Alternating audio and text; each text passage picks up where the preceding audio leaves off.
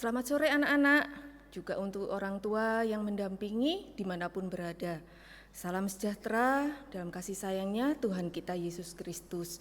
Mari semua bangkit berdiri, kita akan mulaikan ibadah sekolah minggu sore hari ini. Bersama-sama kita nyanyikan lagu Kemurahan-Mu.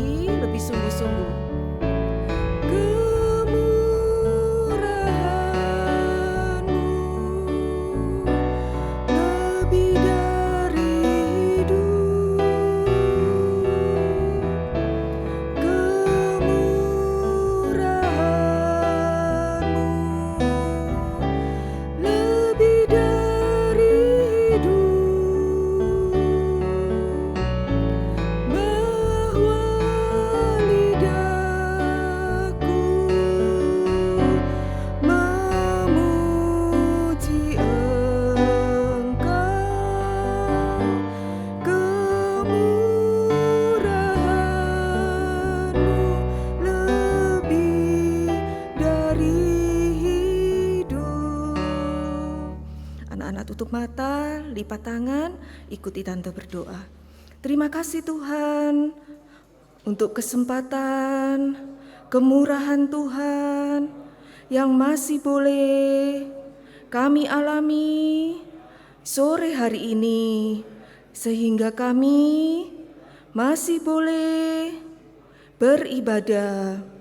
Tuhan hadir di tengah-tengah ibadah kami. Urapi kami semua, urapi peralatan yang kami gunakan untuk beribadah. Kuasa iblis yang mau mengganggu, kami mau usirkan di dalam nama Tuhan Yesus Kristus. Pergi keluar, darah Yesus yang berkuasa. Kami mulaikan ibadah kami di dalam nama Tuhan Yesus Kristus. Haleluya. Amin. Semua tetap berdiri, kita bersyukur kepada Tuhan untuk kemurahan Tuhan yang masih boleh kita alami. Kita mau menyanyi untuk Tuhan yang semangat ya. Kita nyanyikan lagu Satu Jumlah Hidung.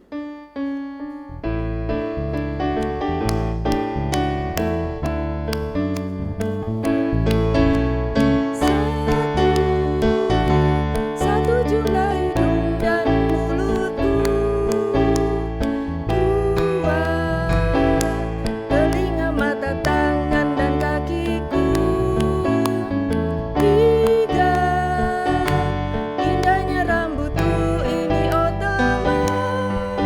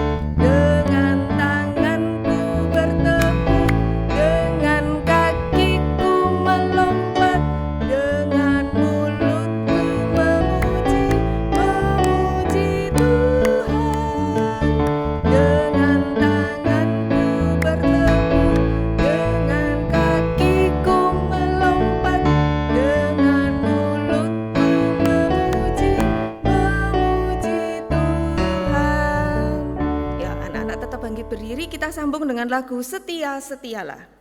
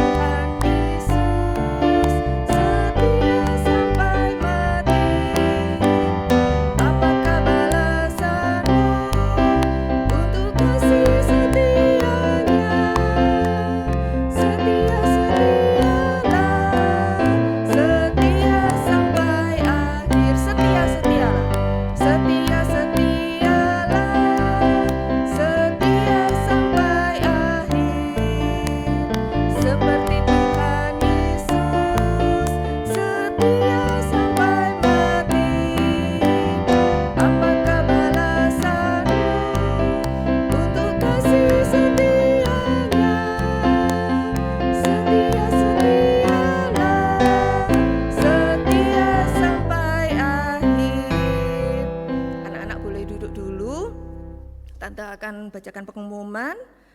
Tante ingatkan kembali jadwal ibadah sekolah minggu onsite kita di gereja setiap hari Minggu di Surabaya jam 9.15 pagi, di Malang jam 10 pagi, di Medan jam 10.15 pagi, di Jakarta jam 4 sore. Kemudian anak-anak setiap kali beribadah harus berpakaian yang rapi. Jangan lupa disiapkan Alkitab dan alat tulis untuk yang sudah bisa membaca dan menulis. Kemudian ringkasan firman Tuhan, link YouTube, tugas, atau kegiatan sekolah minggu bisa dilihat di Google Classroom dengan kode kelas KZYIYNP. Tante ulangi, kode kelasnya KZYIYNP. Kemudian untuk anak-anak yang ikut orang tua beribadah di gereja, termasuk juga kalau di rumah ya ibadah online, anak-anak ikut duduk yang manis, ikut mendengarkan firman Tuhan, tidak boleh mengganggu, tidak boleh ramai, tidak jalan-jalan, tidak lari-lari. Ya, itu pengumumannya. Sekarang kita mau siapkan hati untuk mendengarkan firman Tuhan. Mari semua bangkit berdiri, ayo ndak jalan-jalan lagi, sikap yang baik. Kita mau nyanyikan lagu Mari Masuk.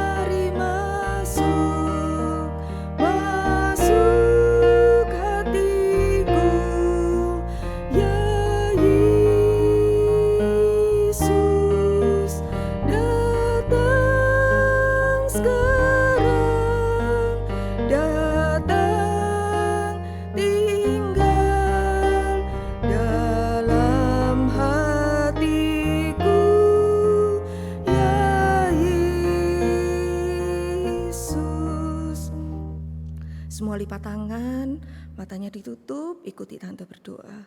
Terima kasih Tuhan, kami sudah memuji, membesarkan nama Tuhan.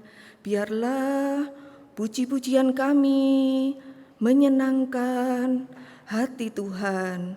Sekarang kami mau mendengarkan firman Tuhan. Urapi Guru kami yang menyampaikan firman dengan benar dan jelas. Tuhan urapi kami semua bisa mengerti firman Tuhan. Kuasa iblis yang masih mau mengganggu, dan mencuri. Benih firman-Mu kami mau usirkan di dalam nama Tuhan Yesus Kristus. Pergi keluar, darah Yesus yang berkuasa. Terima kasih Tuhan, kami siap mendengarkan firman Tuhan. Di dalam nama Tuhan Yesus Kristus kami berdoa. Haleluya. Amin. Ya, anak-anak boleh duduk semua. Yang sudah bisa membaca Alkitab, bisa menulis, bisa disiapkan dulu Alkitabnya, alat tulisnya. Anak-anak yang masih kecil, yang belum bisa membaca, menulis, duduk yang manis, perhatikan dan dengarkan sungguh-sungguh. Ya, Tuhan menolong semuanya. Ya, firman Tuhan sore hari ini tentang berjuang untuk ibadah. Nah, lebih dahulu kita mau membaca di Markus 2 ayat 1 sampai 3. Anak-anak ikutin ya tante yang bacakan. Kemudian sesudah lewat beberapa hari, waktu Yesus datang lagi ke Kapernaum, tersiarlah kabar bahwa ia ada di rumah. Maka datanglah orang-orang berkerumun sehingga tidak ada lagi tempat, bahkan di muka pintu pun tidak. Sementara ia memberitakan firman kepada mereka, ada orang-orang datang membawa kepadanya seorang lumpuh digotong oleh 4 orang. Lanjut dulu ya, disambung di Lukas 5 ayat 18. Lukas 5 ayat 18. Lalu datanglah beberapa orang mengusung seorang lumpuh di atas tempat tidur. Mereka berusaha membawa dia masuk dan meletakkannya di hadapan Yesus. Jadi 2 ayat ini ceritanya sama tentang seorang lumpuh yang disembuhkan. Nah, kalau lumpuh berarti apa? Tidak bisa berjalan. Nah, di sini jadi ceritanya melengkapi ya tadi yang Markus dengan Lukas 5. Nah, saat Yesus sedang mengajar, di situ banyak orang datang. Kemudian datang seorang lumpuh juga di atas tempat tidur, digotong, diusung oleh 4 orang temannya. Nah, disebutkan bahwa di situ tadi di Lukas 5 disebutkan mereka berusaha membawa dia masuk dan meletakkan di depan Yesus. Tetapi tidak bisa. Kenapa? Karena banyak orang. Nah, itu anak-anak boleh lihat di gambarnya. Banyak orang datang berkerumun. Jadi sampai di depan pintu pun tidak bisa. Jadi tidak bisa masuk. Nah, terus bagaimana? Nah, kita lanjut dulu di Lukas 5 ayat 19. Lukas 5 ayat 19. Karena mereka tidak dapat membawanya masuk berhubung dengan banyaknya orang di situ, naiklah mereka ke atap rumah. Nah, coba ya, mereka naik ke atap rumah karena tidak bisa masuk ya tadi. Nah, gambarnya coba. Ada gambarnya. Nah, itu naik ke atap rumah, kemudian membongkar atap. Lalu membongkar atap. Atapnya dibongkar. Kemudian menurunkan orang itu dengan tempat tidurnya ke tengah-tengah orang banyak tepat di depan Yesus. Nah, itu diturunkan sampai pas berhenti di depan Yesus. Nah, itu ya. Nah, coba ya anak-anak, tante ulangi. Tadi anak-anak perhatikan. Sebenarnya tadi orang lumpuh ini dia bisa berjalan enggak? Enggak bisa, harus dibantu oleh temannya. Kebetulan di sini 4 orang yang gotong tempat tidurnya. Nah, sebenarnya waktu tadi kalau misalnya teman-temannya egois ya toh, wah kelihatan mau masuk enggak bisa, ya kan? Ya sudah pulang aja, bisa sebenarnya. Tapi di sini teman-temannya ini baik loh, ya. Teman-temannya masih berusaha. Oh, enggak bisa lewat pintu masuk. Kemana? Naik ke nanti ke atap loh itu. Coba bayangkan kalau anak-anak ini lagi di Surabaya lagi panas-panasnya. Kalau pas siang naik ke atap, panas sekali ya kan. Panas sekali, usaha yang keras untuk naik ke atas. Tapi teman-temannya mau. Sudah naikkan ke atas, kemudian apa lagi? Bongkar atapnya. Loh itu, atapnya dibongkar. Sudah atapnya dibongkar, kemudian yang sakit diturunkan lagi. Diturunkan seperti itu sampai pas di depan Tuhan Yesus. Nah, di sini kita juga diingatkan, ayo anak-anak juga perhatikan, ingat teman-teman, mungkin ada yang lama kok enggak ibadah ya, sapa temannya. Nah, ayo mungkin ditanya, mungkin temannya sakit atau mungkin ada kesulitan. Nah, seperti orang yang lumpuh ini, meskipun dia tahu ada Tuhan Yesus datang, tapi dia tidak bisa datang sendiri. Nah, untung teman-temannya baik, jadi teman-temannya yang bawa dia. Nah, diingat ya, diingat siapa ya, mungkin ada temannya yang sudah lama tidak ibadah, diingat. Nah, dengarkan anak-anak. Tadi ini orang yang lumpuh dibantu sama teman-temannya berusaha, berjuang untuk ibadah, untuk bertemu dengan Tuhan Yesus. Kalau Tuhan melihat bahwa kita berusaha, berjuang sungguh-sungguh untuk ibadah, Tuhan itu tidak diam. Ada pembelaan Tuhan. Kita sambung dulu baca di Lukas 5 ayat 24b sampai 25. Ayat 24b, berkatalah ia kepada orang lumpuh itu, kepadamu kukatakan, bangunlah, angkatlah tempat tidurmu dan pulanglah ke rumahmu. Dan seketika itu juga bangunlah ia di depan mereka, lalu mengangkat tempat tidurnya dan pulang ke rumahnya sambil memuliakan Allah. Nah, dengarkan ya anak-anak, kalau ada perjuangan kita yang sungguh-sungguh mau bertemu sama Tuhan, maka terjadi apa? Terjadi mujizat. Nah, di sini orang yang sembuh, orang yang lumpuh tadi menjadi sembuh. Dia bisa berdiri. Nah, itu gambar selanjutnya. Nah, dia bisa bangun. Bahkan bukan hanya bangun, dia bisa mengangkat tempat tidur, terus dia berjalan pulang ke rumah. Terjadi mujizat. Nah, dari cerita yang tadi, orang lumpuh ini ada pelajaran yang kita bisa ambil.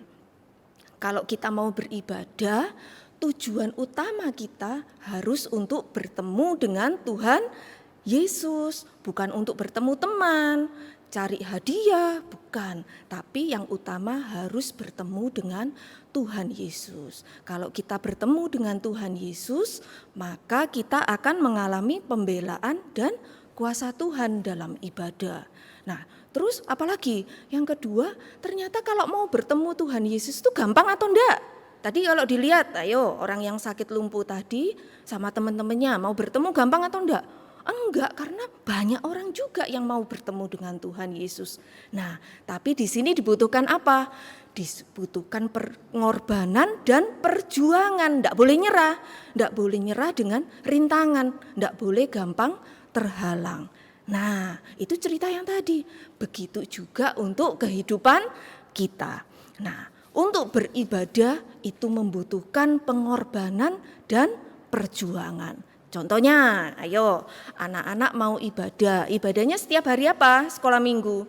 Setiap hari Minggu. Nah, kalau di Surabaya, di Malang, di Medan, setiap hari Minggu pagi. Lah, ayo berkorban. Mungkin biasanya kalau mau libur anak-anak tidurnya malam. Nah, tahu kalau besok Minggu mau ibadah pagi, Sabtunya jangan tidur malam-malam.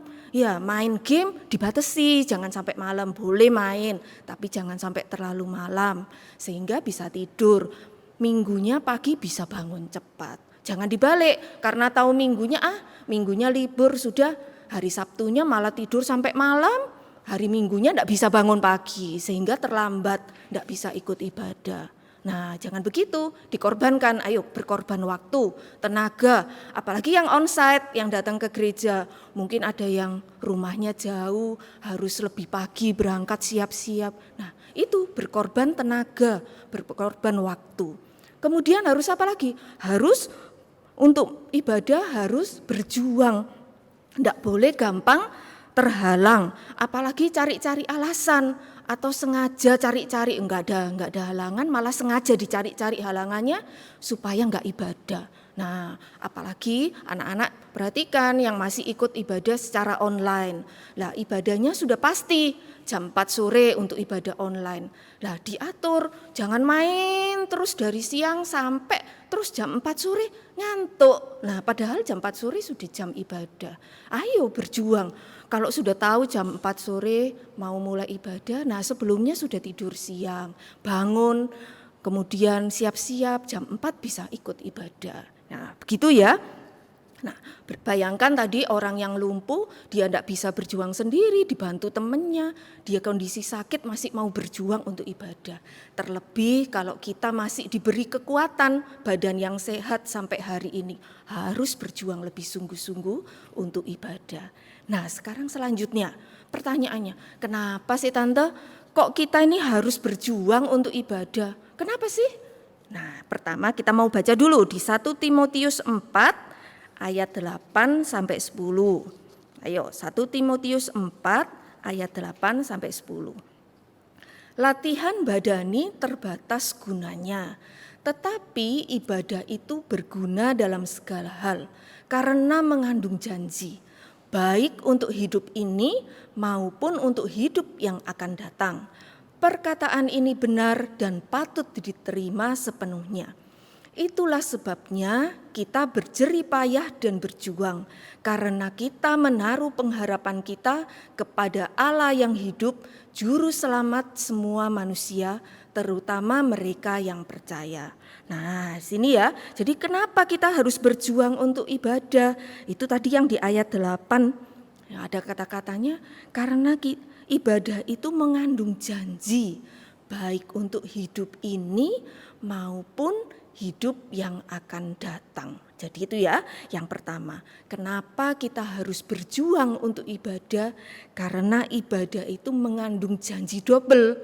Untuk hidup ini, hidup sekarang, sampai hidup yang akan datang. Hidup yang akan datang berarti masa depan kita sampai hidup yang kekal. Itu ya.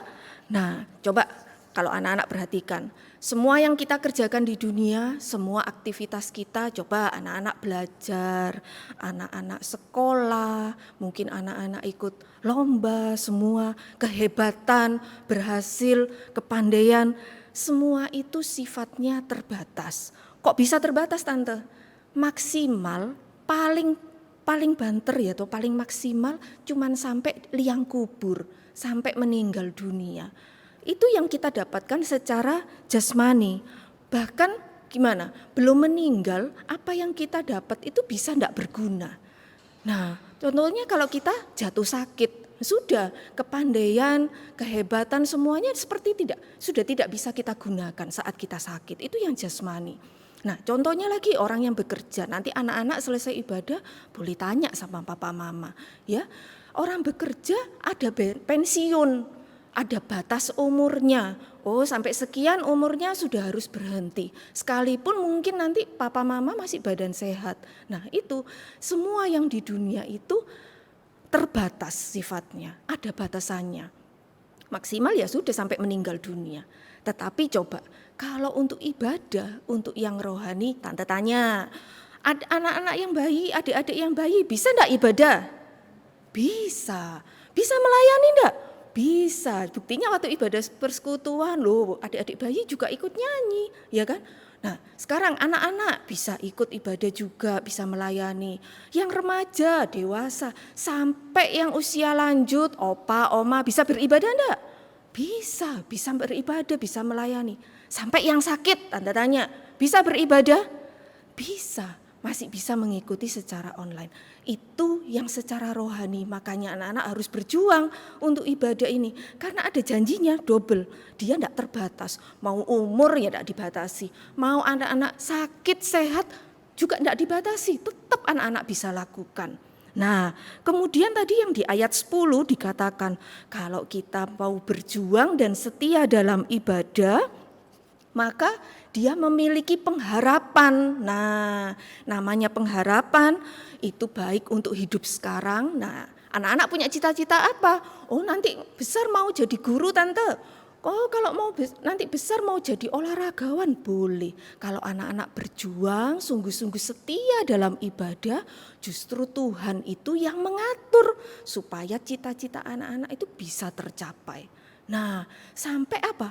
Pengharapan untuk masuk surga, untuk hidup yang kekal juga bisa kita miliki kalau kita mau setia dan berjuang sungguh-sungguh dalam ibadah kita.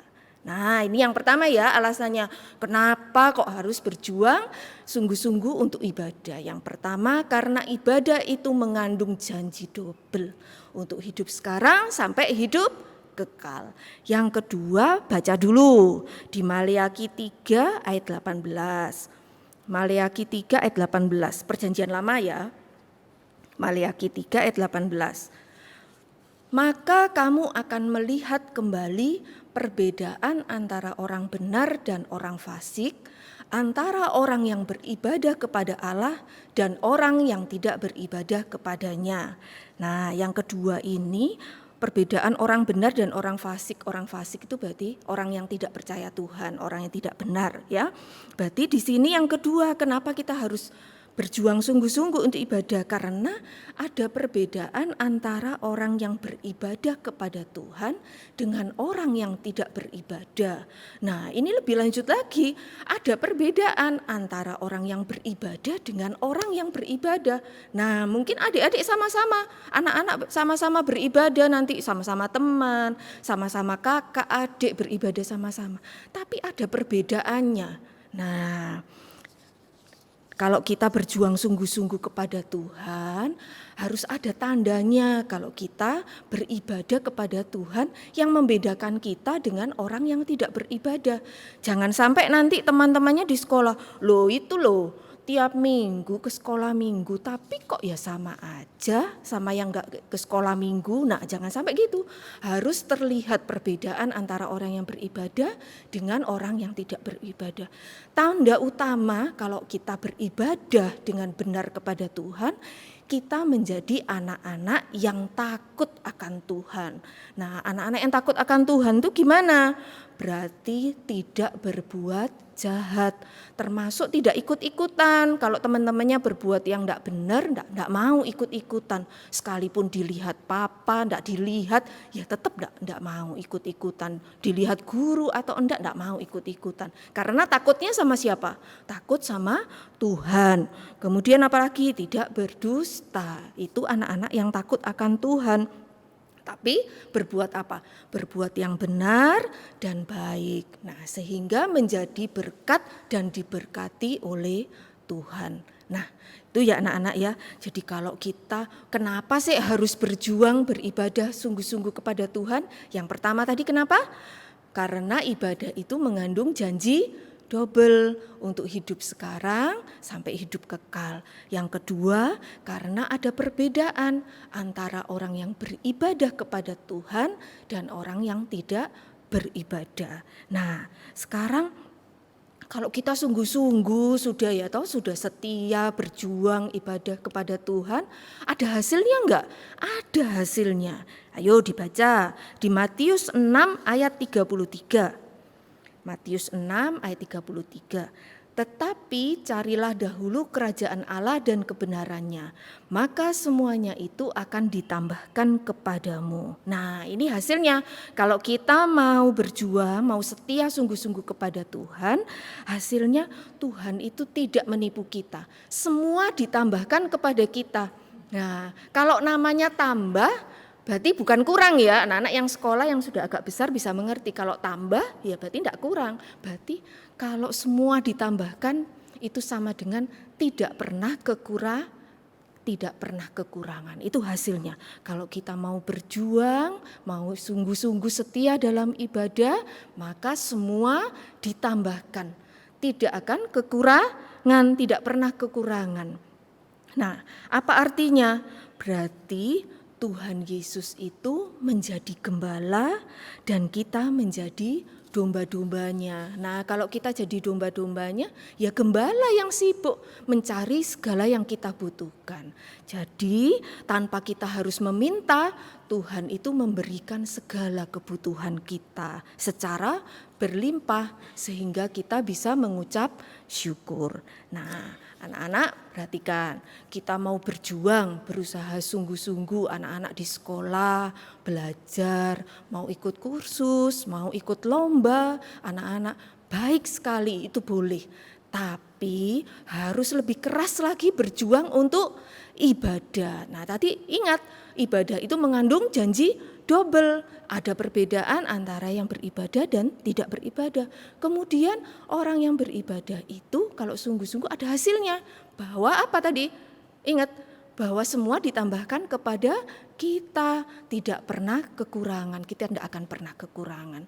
Ya, semuanya Tuhan yang memenuhi segala kebutuhan kita. Nah, ayo anak-anak, kalau ada yang hari-hari ini mulai malas, mulai enggak setia, mulai enggak sungguh-sungguh, ayo mulai hari ini kita sungguh-sungguh lagi. Kita semangat lagi untuk beribadah kepada Tuhan. Ya, karena semua jerih lelah kita untuk ibadah, itu semua Tuhan tahu, tidak akan hilang sia-sia. Tuhan tidak menipu kita. Ya, firman Tuhan sampai sini, Tuhan memberkati kita semua. Semua bangkit berdiri. Kita akhiri ibadah kita sore hari ini.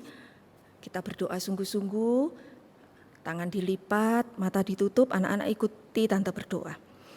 Terima kasih Tuhan untuk firman-Mu sore hari ini. Tuhan selidiki hati kami, bila kami mulai malas, mulai tidak setia dalam ibadah kami, Tuhan perbaharui, sucikan kami menjadi anak-anak yang setia lagi, kembali sungguh-sungguh dalam beribadah, melayani Tuhan. Terima kasih Tuhan, tanamkan firman-Mu di dalam hati kami. Terima kasih Tuhan, sepanjang minggu ini kami serahkan ke dalam tangan Tuhan. Untuk sekolah kami, Tuhan tolong berikan hikmat, akal budi dalam mengerjakan tugas-tugas di sekolah kami. Nama Tuhan dipermuliakan. Berkati untuk gembala kami, Tuhan berkati untuk kedua orang tua kami, berkati juga untuk guru-guru sekolah minggu. Terima kasih Tuhan, di dalam nama Tuhan Yesus Kristus kami berdoa. Haleluya, amin. Selamat sore, Tuhan memberkati.